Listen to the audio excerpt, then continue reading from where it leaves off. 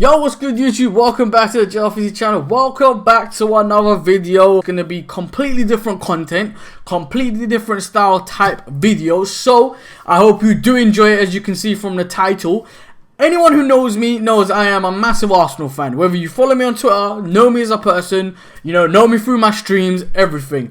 But just, yeah, before we get started, make sure to smash a like on the video. I do appreciate it, and also subscribe if you are new around here. Make sure to turn the bell on so you never ever miss an upload. And yeah, let's get into the first Arsenal type video I will be doing on my channel. It's going to be the first of many. I am going to be doing a lot more of that, so I hope you do enjoy it. It's a different type. It's completely different to the whole FIFA type thing. But yeah, there's still gonna be FIFA. Don't get it twisted, Me as a person, the way I am, I'm a massive, passionate Arsenal fan. And yeah, let's get into it. So this video is going to be my preview for the Arsenal versus Valencia, or should I say Valencia versus Arsenal game. Let's get into the video. Well, where can we begin? Arsenal v Brighton. Last home game of the season, thinking we was gonna do something mad. Thinking maybe we can finish in top 4. But no, we flopped it. Absolute bottle job FC. Did it once again. That's going to be the title of this video is going to be, can bottle job FC show some bottle? Because on Thursday, they have the biggest chance. Well, I say the only chance, that the only route that we have to get into Champions League football. And that is Europa League. The Tin Pot League. The Tin Pot Club. Tin Pot freaking whatever. Tin Pot Trophy. That's the word I'm looking for. Yeah, we play Valencia, going to the Mestalla. I did just check. Valencia came back off they've just gone and slapped Huesca 6-2 away from home. Now, I don't care if Huesca are bottom of the league with the worst record, whatever. To go to an opposition club, slap them 6-2 at their place, it's no easy doing. Do you know what I'm trying to say? It's no easy feat. So, we're in for a game here. Let's be real. We are in for a game. It's going to be a very tough place to go. Now, Unai Emery, he's made a lot of questionable decisions, shall we say, over the course of the season. But he's also made some fantastic decisions as well over the course of the season. Me, personally, anyone who knows me, he was never my first choice. He was never a manager I even brought up for the job. Let's be real. He was never a manager on the shortlist. I'll be completely honest. Man came out of nowhere as the candidate, as the next one, as the successor, the whatever, to take over. I am not 100% sold on him. I'm not. That's my honest opinion. Now, I'm not Unai out, Emery out, all that bullshit. I'm not. Because to say a manager should be out after a year when he's had 2 transfer windows where one of them, his hands were tied behind his back because he couldn't freaking sign anyone because the wages at this club is too stupidly high. It's not his fault. It's dumb to say Unai out. It's dumb to say Emery out. But that does not mean you can't criticize the guy. It doesn't mean you can't criticize him. Now, the way I see it is, he in my eyes, he prioritized the Europa League. Since that Crystal Palace game, his lineup, when we had, I think it was Napoli, the first leg, Napoli. Don't correct me if I'm wrong. I think it was Napoli at home, first leg. He put out a questionable lineup, to say the least, right? Now, I seen it, and I seen straight away, okay, my man is going for the Europa League. He's going for what he knows, because he's won it 3 times already. And I sat there and I thought, okay, right, so you've basically said to the world, to Napoli, to Europa League, to the fans, to Arsenal Football Club, you ain't taking Premier League shit seriously. You ain't. Let's be real, you ain't.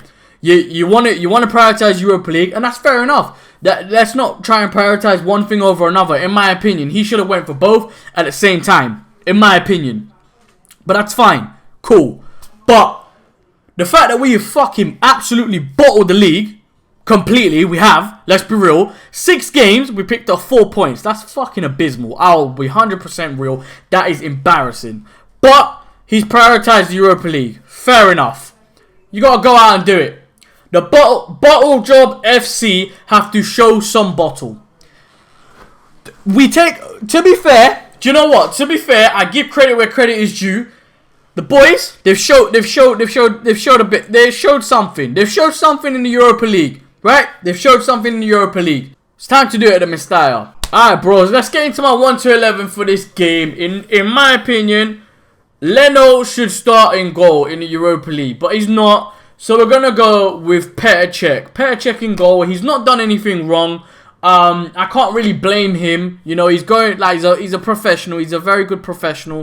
It is what it is. We know Unai is not going to switch out Leno, so Cech goes in goal. Moving on to the back three. The first centre back on the right side of centre back, I would have Socrates. Obviously, Papa, man, you know, man does what he does. He's been shocking the past few games. I can't even lie. He's been absolutely shit. But he's turned into Mustafi. Mustafi turned into Socrates. That's how it is. Mustafi, I would not play him, in my opinion. He's too much of a liability. Like, I know he's been good, but he always has the Mustafi mistake in him, and I can't have that. Especially away to the Mestalla, where if we concede a goal, we are under pressure from the go. So Socrates, right centre back. In the middle, I would have the captain, obviously our club captain, Laurent Koscielny. And considering he was saved against fucking Brighton, he has to go in there regardless. Now, he put in a fantastic captain's performance, but he's not a captain. He just put in the performance.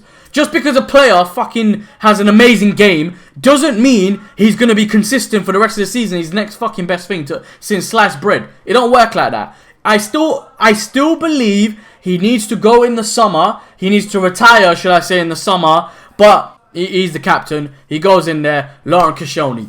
Left side is centre back. Nacho Monreal. Now, as I seen him as a back four against Brighton, he was shocking. He ain't got the legs anymore. And I feel like as a left back in the modern game, you need legs, man. You need to bomb up and fucking down. In my opinion, I compare left backs now to the new standard, and that is Andy Robertson at Liverpool. Regardless of what you say, man's up and down that wing. That's the standard I want to reach at that position. So Nacho Monreal will go as a left-sided centre-back in the back three. Moving on to the wing-backs. And obviously it's pretty much, they can pick themselves. Right wing-back, Ainsley Maitland-Niles. He's had a few, off games. Complete shocker against Leicester. But, Hector Bellerin's out and we really don't have anyone else. I'm not playing fucking Jenkinson. Not Lichtsteiner, no fucking chance. Against them man there. Against the right side is going to be Gonzalo Guedes' side for Valencia. There's no way I'm having fucking Lichtsteiner or Jenkinson in that team. No way. So Ainsley Maitland-Niles starts for me. The two in the middle. Now I thought hard about this. I did.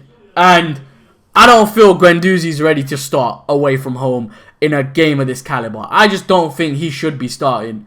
He's played way too many games at 19. Like, he should be embedded into the team. Not fucking throwing it over first team players who have way more experience. So my two in the middle is going to be Lucas Torreira and Granit Xhaka. And I know Granit Xhaka obviously made the mistake, but we haven't got anyone better. I ain't putting Elneny in there. No fucking chance. Guendouzi doesn't get into my team either.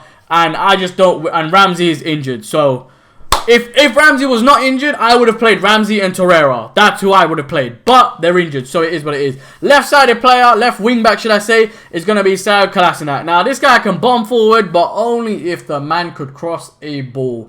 Oh, my God. I talk about Iwobi's fucking lack of end product, yeah? This guy gets into the most deadliest positions at left wing-back.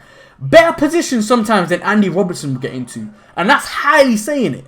But his delivery is fucking abysmal. It's abysmal.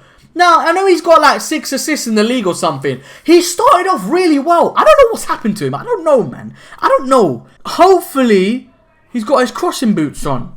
Gets that one ball in. And hopefully our fucking strikers, they ain't have their shooting boots on a weekend. But I ain't going to slate them. I'm never going to slate our strikers. For what reason? Fuck that. Hopefully he's got his crossing boots on and they can obviously get in and do the business. Right. Now, the three up top. I'm playing a 3-4-3. So I'm playing the three up top interchanging with one another. Right. On the left-hand side, left forward. I would call it a left forward side. Not a left winger. Not a cam. No. A left forward. Just off the striker to the left. Pierre-Emerick Aubameyang. Now, Auba got a lot of stick. He got a lot of stick on the weekend. And I disagree with it completely, 100%. I don't disagree with the fact that he's missed a lot of chances. I don't disagree with the fact that he's missed a sitter, because he has. Let's be real, he has against Brighton. But I don't understand the criticism that he got.